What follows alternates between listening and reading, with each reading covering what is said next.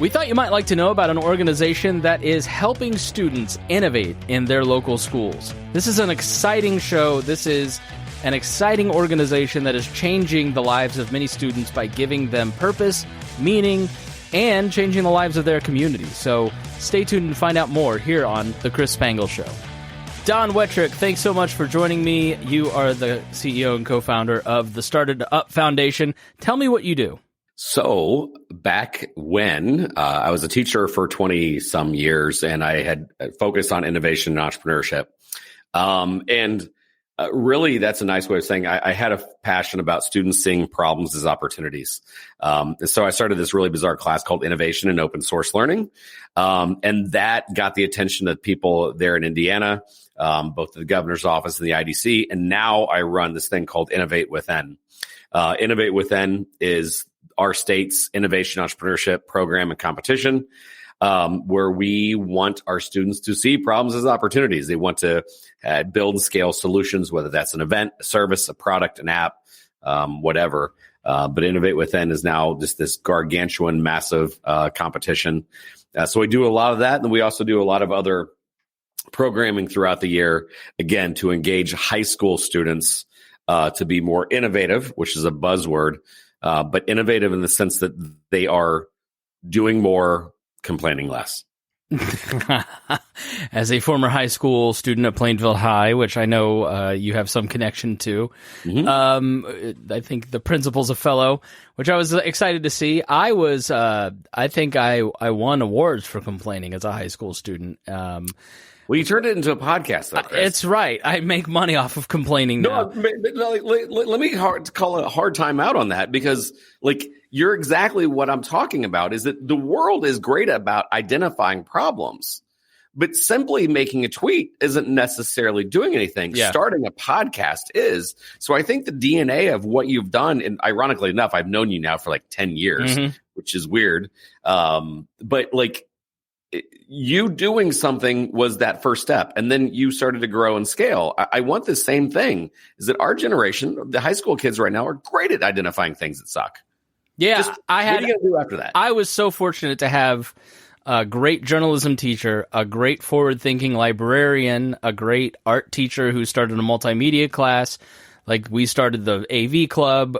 We had really solid teachers who kind of helped us learn in 2000 through 2002, kind of this new, I was doing video editing and all kinds of crazy stuff that was the frontier of multimedia production. So schools and high schools are so important for helping kids kind of set the path.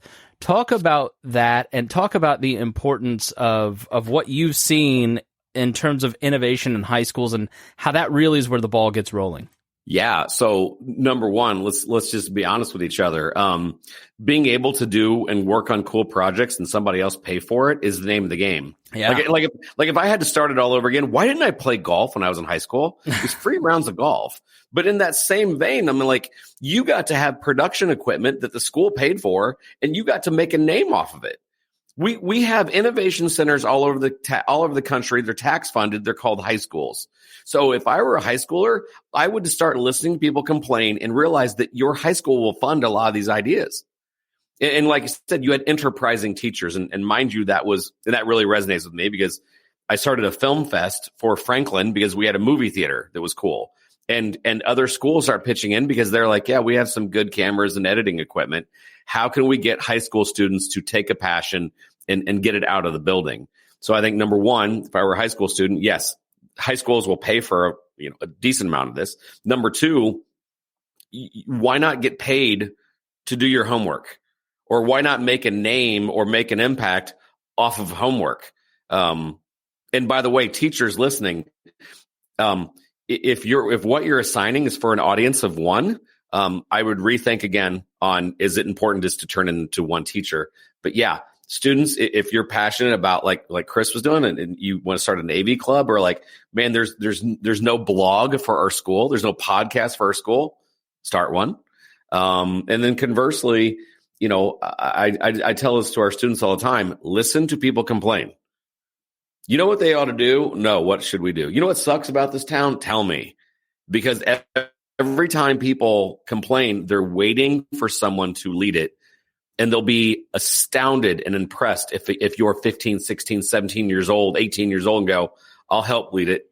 People will be inspired and they'll follow on. I think that's hugely important when it comes to innovation, is somebody sees a problem and then they come up with an idea that fixes it, because it annoys them so much, So what is innovation? Define innovation and that big buzzword, because everybody talks about innovation, but I don't know that anybody defines it. It's funny.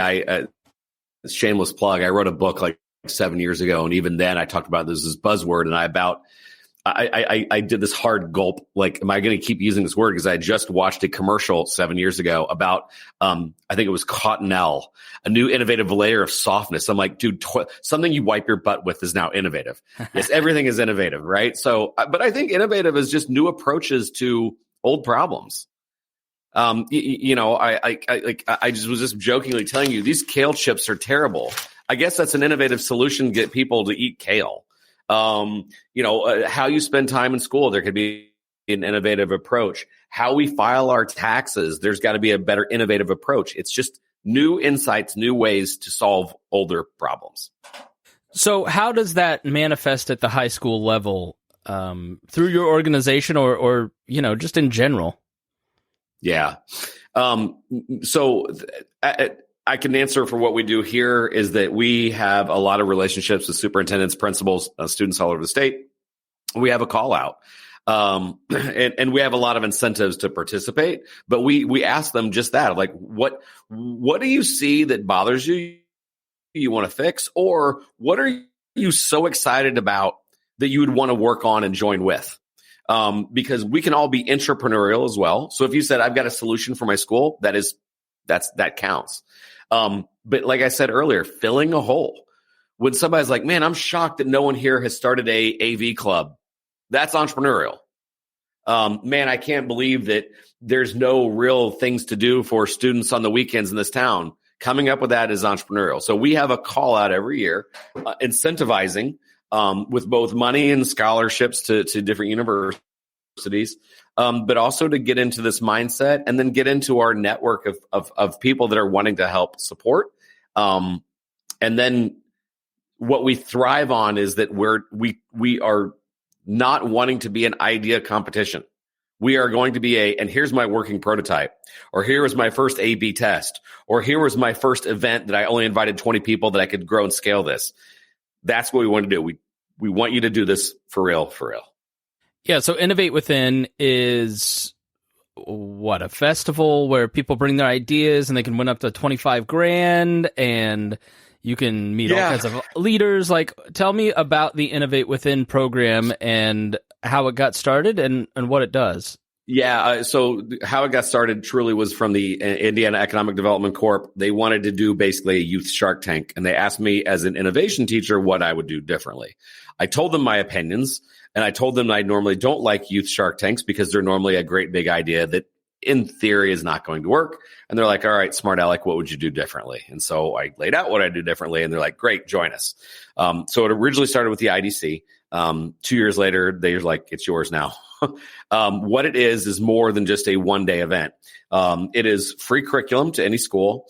To get them into this muscle memory of understanding what is the buzzword versus what is real, what is market validation, what is scalability, do you understand costs, what is a product market fit, these kind of things that aren't usually taught in most schools.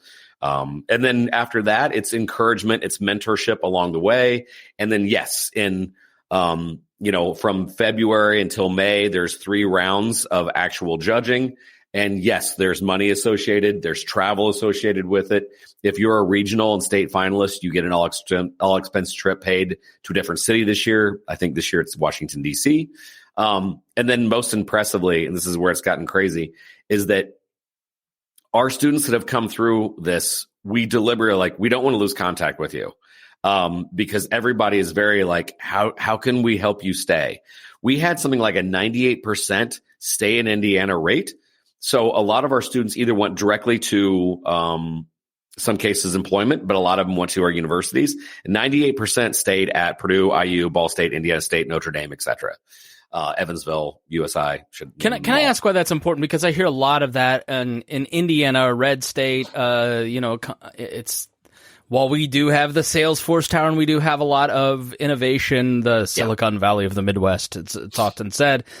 The head of Eli Lilly and the governor and folks always talk about brain drain and it going to other places. How significant is that for maybe rurally based states like Indiana? And why do we want to fix it? Why does it matter? You've hit on something number one, a lot of our finalists have been rural. May I politely say that among the most innovative people I've ever met, and I'm being a little stereotypical here, but they're farmers. They're people that don't have a lot of resources near them, and they know how to fashion things together the likes of we don't understand. I'm not making a judgment, by the way. I'm not saying, agrarian based area. I'm excited to say this. But I'm not. I totally understand, and I'm not surprised. But that drain is one of the reasons why we're doing what we're doing is that we're trying to showcase that there's a lot of opportunities here, and people are always like, I didn't know that. I didn't know that all this battery innovation was going on here. I didn't know that the future of mobility and autonomous mobility was centered here. But it's identifying those students that are like, hey, you could build and scale something now. Because I think the other thing that we add is if you make it to the second round, you have an appointment scheduled with your small business development center. And the students are flabbergasted to people are paid to help me be successful. And so all the data in the world suggests that if we can find you at age 15 to 18 and we can say, I think that you're onto something, even if it doesn't work, knowing that what the state will do for you to keep you and help you grow, I think people are pleasantly surprised. So you be successful and buy that vacation home in Bora Bora or Florida, but we'd like for you to have your HQ here. And there's so much rural talent. I'm going to give one example, and then I'll get to your next question. But 2 years ago, we had two young men from the nearest big city was Salem. I think they're from a place called Camelsburg, right? They started a fishing lure business because the problem they want to solve is fishing lures do not come in the right color combination for Southern Indiana, especially in the winter and fall. So they started SIBCO, which stands for Southern Indiana Bait Company. They had a customized plastic injection molding to make worms, shad, crawdads. They now have a lot of sales. They have sales in all 50 states in Europe. The mayor of Salem didn't know they were doing this. We're like, you've got to start incentivizing these young men to grow and scale here. So it is a high need.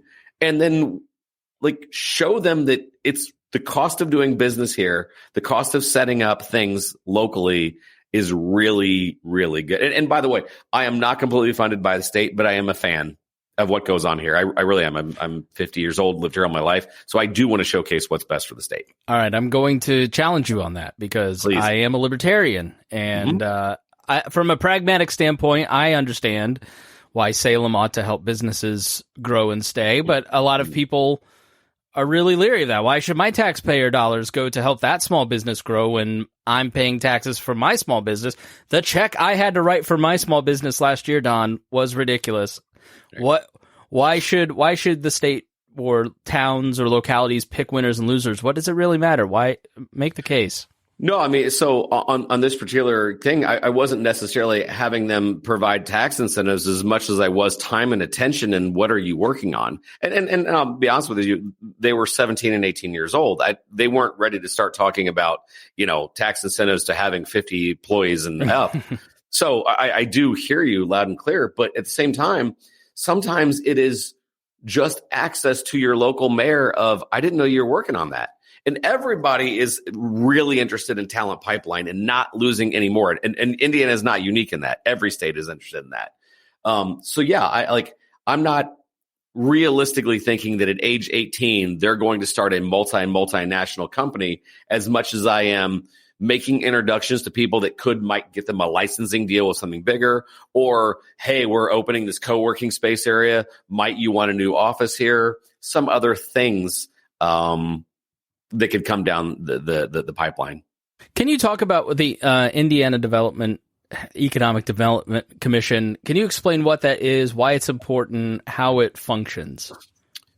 I probably couldn't. I'm not that inner workings, but the IEDC is the Indiana Economic Development Corp, and they are, I guess you could call them the Department of Commerce, because Secretary Chambers is the Secretary of Commerce, but they basically are trying to grow and scale Indiana and attract more businesses here, get more things going. I think that what they have appreciated is that, homegrown talent is everything. Instead of you trying to lure a company from another state, love the one you're with. Why aren't you sending the words out to our high school students so that you can grow and scale something from here? And by the way, we still want you to have those great contacts in Silicon Valley, Boston, Austin, wherever, but you can do it from here. Yeah. So tell me a little bit about the do you call it a competition? Is that the right nomenclature? We nomenclature. I like that. And genus and species and yes, we have that. That is a part of it, but yes. Yeah, there is a competition over the course of like 3 months, but there's also programming and travel and all this other stuff. All right, so that's kind of the advertised thing, but how does that manifest itself in the school? Is it do you go to the business teacher? I mean, I have a rudimentary. I'm 20 years out of education, so do you go to like a high school business teacher and start a club? Is it a class? How do high schools take your program, implement it, and then kind of work us through that curriculum? Yeah. So in some cases, I have traveled to so many states, so many schools in the state. It's ridiculous. And a lot of times when I see that guidance counselor or the principal, usually the first two people I talk to, I tell them, I'm not looking for a teacher. I'm looking for the teacher. And the teacher doesn't usually matter what they teach. A lot of times they have an interest in their success outside the classroom. Yeah, we probably have more teachers in the business department in our program, but we also have a lot of engineering teachers of like, solve a problem. Oh my gosh, you could build a prototype. We have a lot of what used to be called home ec, which is now family consumer science teachers, English teachers, teachers that are into social justice, teachers that are into community-based learning, all of these things. So it's usually a teacher that's passionate about more than a grade. I know that sounds cliche, but like literally those people are our jam. And then sometimes school corporations have an identity of being innovative, and they like the fact that this takes a great project and moves it out into the real world. And again, I think the thing that blows my mind is everybody thinks that, okay, well then this is the Carmel and Center Grove Open. Nope. Carmel has not won, nor has Center Grove. I think probably one of the best destinations for this has been in Northwest Indiana, Hobart, Munster. They're awesome. And then both of them, like one is a business teacher, another one is a principles of engineering teacher. So it's from all different walks of life. Yeah, and just for people who are out of state, Carmel and Center Grove are the rich schools, and Hobart, that's the region up by Hobart Chicago. Is actually where the Christmas Story, the guy that wrote that, is from. I thought that was Hammond. I thought it was Hobart. Same area. Yeah, it's the same thing. It's the region, right? It's wild and woolly. So give me an example of some of the innovative ideas that have come out of this over the last few years. Like, what are like the top three that just sort of you went, wow, I never would have thought this, and how successful are these kids? Yeah, I'll start with Hobart's last year. Actually, I'll give you two different from Hobart to show you the wide variety. 3 years ago, there was two young ladies that presented, and one of them, their grandmother had arthritis, especially in her hands, and she'd wake up a lot at night because her hands would tense up. So what they did is they came up with a glove that had some like gears and pulleys and a heating element that over time, very slowly, the glove would open and close fast enough where it would keep her hand limber and not ache up, and slow enough where it wouldn't wake her up. And the heating element also kind of helped like with the pain. They had a prototype. Then especially at Purdue, they were very interested in carrying this forward. So they've been working on a patent. Wasn't business ready yet, but they had a problem and they were solving it. At some point, I want to quote Vanilla Ice today, but not yet. And then flash forward to this year, we had two young ladies again, we always ask, what problem are you solving? The first problem they were solving is I hope we don't get any defamation lawsuits, but fast fashion that you see a lot of times from like Old Navy, it'll say 4th of July, 2022. You wear those for one day and then they're landfill, unless you paint in them or whatever. They did an upcycling event at their farmers market where they asked to donate old T-shirts, to where they shredded them, because their second problem is their humane society was a no-kill shelter but was underfunded. So they decided to collect old jeans and T-shirts. The T-shirts were the stuffing. The jeans were this dog bone pattern, and they were sewing together dog treats or dog toys without any landfill use. And so they made some that was good enough for them to move on to second round. They start working with some of our counselors and the Small Business Development Center. Here's where the magic gets awesome. The SBDC counselor goes, wait a second, like you're selling out. Like, yeah, it takes us all week to make 20 to 25. We're selling out immediately. They're like, 6 miles from your high school is a thing called Tradewinds. Tradewinds hires special needs adults. And a lot of what they do are sew and assemble things together. So they went from making 20 to making hundreds. Now they have 3 problems they're solving. Number 1, landfill. Number 2, the Humane Society, which are now giving 20% of their proceeds. And number 3, continually hiring more adults that are the most unemployed in America. By the way, the state all of a sudden got involved. They started looking at this, and we just did a video on it. I can share it with you later. But like, they're growing and scaling, and they were freshmen in high school. And so their sales are going well. I could give you more examples. So was it they had this idea and they were doing it on their own, and then they connected to you, and then your counselors can throw gas on it, essentially? Yeah. Because I think if you're in high school, you think like a silo, right? You think like, I've got this idea, I'm going to hand sew it myself. I'm not going to ask for help. Yes. But the older you get, the more you realize how important networking is. Yeah, it's everything. Matter of fact, we had another event that at the regional level, this young man came in second or third, and he barely came in second or third. He was a really good contestant. And unfortunately, that was to move on to state. He did not move on to state, but a couple people there in the audience were like, "You're onto something." And he ended up getting funded by someone in the audience that now is his business partner. We kind of want to be an audition stage where even if you don't make it, you're still on to something. We had a young man that his business plan was, I want to buy out my mentor. He worked for a guy that used to do taxidermy. I want to hunt and fish for the rest of my life.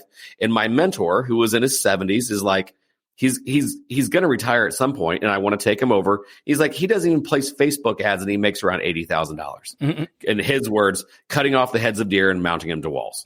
So he had already identified his mentor, and then he was talking about how he was going to build and scale that. The network of the people we want them to meet, the small business development centers, just the people in our contacts are like, kid, you're closer than you think. So an idea could actually be executed with the help of others. Rarely do I expect to hear a 16-year-old say, I'm going to start a food truck and I know what I'm doing. I know my costs. I know my target market, and I already got funding. But if you've got a validated idea, and even if it needs, we had another student that wanted to basically create fish skin bandages for burn victims. She had learned in her Project Lead the Way class that some fish skins adhere well to human skin. And so she was like, I want to help burn victims in India, because she was formerly from India. And so then she did some research, and she had realized the Department of Natural Resources is killing as many Asian carp as we can possibly kill. Oh, yeah. Because they're horrible. So then she contacts the DNR. Hey, could I have some fish to test on? And their answer was, how many hundreds of pounds do you want? But like, Chris, this is that's the one that the Governor Holcomb was like, oh my, he was the state finalist, and he's like, he couldn't stop talking about that one. Yeah. Ironically, that one didn't win. It came in like third or fourth, but it doesn't matter. That girl got discovered, got more scholarships from it. And now she actually leads our alumni association. And I can get into that and those things that they're doing. But like, it's a chance to get in front of people and validate at minimum a great idea. And a lot of these students are already super passionate, and they will move forward on it. Yeah, I think the the old man people on my Facebook are like, kids don't do anything, everybody's depressed, and I'm not minimizing that, because the last show that I did in this series was how depressed and how tough things are for high school students right now. Yes. How important is entrepreneurial endeavors in lifting the mood of your kids? Dude, I swear to you, you did not plan this question, but you couldn't have teed it up. I really think that Innovate Within, in a lot of cases, is a not the answer, but a pathway to more happiness. If you are compelled to want to work towards something, I like it. Anxiety lessens. Now, that's not to say that entrepreneurship doesn't induce anxiety if you start getting to a different level, but like things that you're passionate about and things that you want to work forward to is a different mindset. I think that right now we have a endless loop of watching people be successful and endless scroll through it. And that, of course, that makes you feel terrible. Of course it does. Why does she sell that many cosmetics? Why can't I have just as much talent as that person? Why am I'm going to,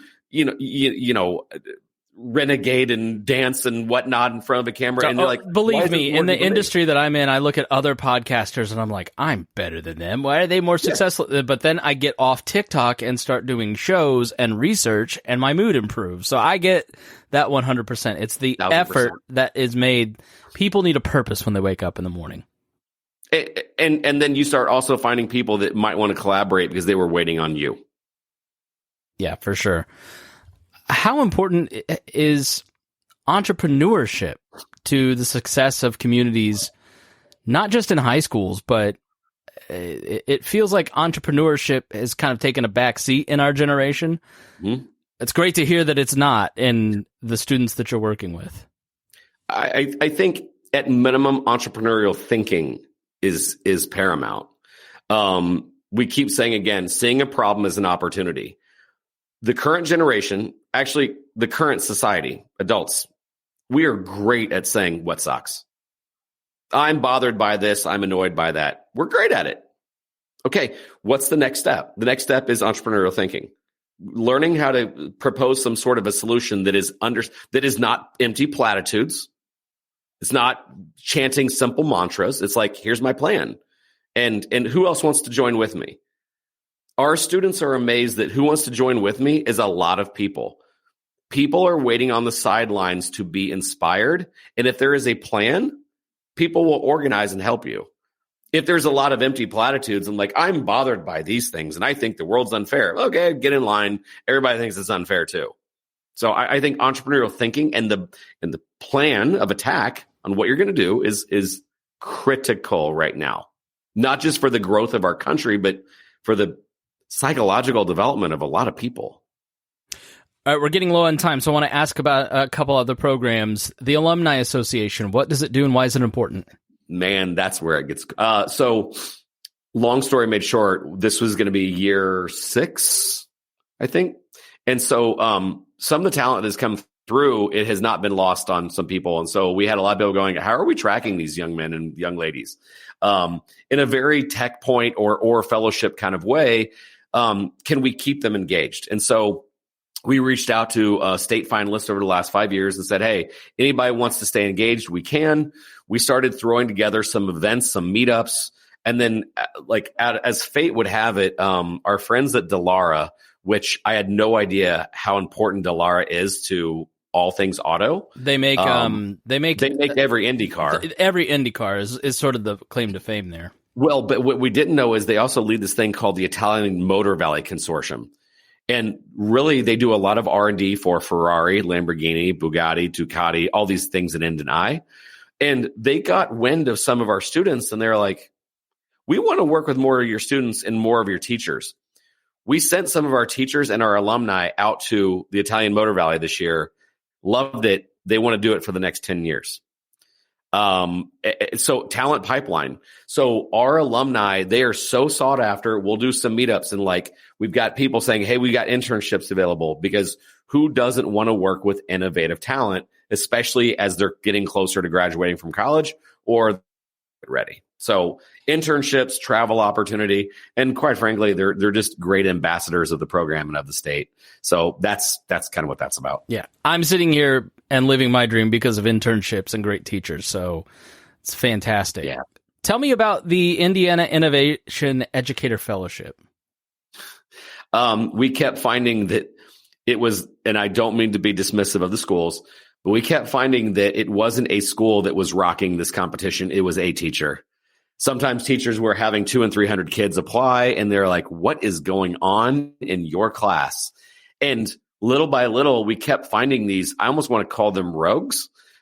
They were those teachers that were like total gems, and they were doing it a little differently. And so we started identifying them, and then we called our friends at the Department of Ed and like, hey, man, we've got these awesome teachers that are willing to work with us in a greater way. We kind of want a fellowship, pick their brain, see how we grow and scale. And they're like, yes, we want to be a part of it too. So they helped us start basically a former fellowship. This is the first of its kind in the country. These teachers are expected to meet with their local mayor. They are expected to understand what is going on in their town and then look to other leaders and be seen as a leader. I think that, first of all, no one knows more people than teachers. No one. And so if we could put their network and say, hey, we need these things to go on in Rochester, Indiana, in Sullivan, Indiana, in Hobart, Indiana, we want this fellowship to be that sounding board and be able to work with those organizations or those city leaders, those nonprofits to really get things moving. All right, Don Wettrick, thanks so much. It's shameless self-promotion time, if you can muster it. Tell us, if you're a student out there listening, if you're a teacher, how can I get in touch with you and get involved in what you do? Sure. So if you're an Indiana student or teacher, go to innovatewithin.org. If you're outside of Indiana, go to startedupfoundation.org. We're actually now entertaining to expanding to 2 different states after this. But no matter what, we want to hear great student ideas. We work with some other venture partners that are interested in funding some ideas that you may have. Or if we can just be a help and be a conduit. If you're a high school student out there that is like got a great idea, but you don't know where to go next, man, it'd be my pleasure to help you. All of our contact information is there. Let us know. And if you're a teacher, same thing. Maybe you know of a student that's got something amazing, or maybe you want to be that teacher in the fellowship.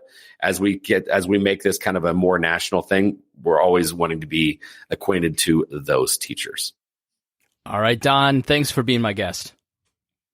Dude, Chris, thank you for having me on your show. And thank you for listening. We really appreciate it, and we will see you again soon here on the program. This podcast was produced and edited by Chris Spangle and Leaders and Legends, LLC. If you're interested in starting a podcast or taking yours to the next level, please contact us at leadersandlegends.net.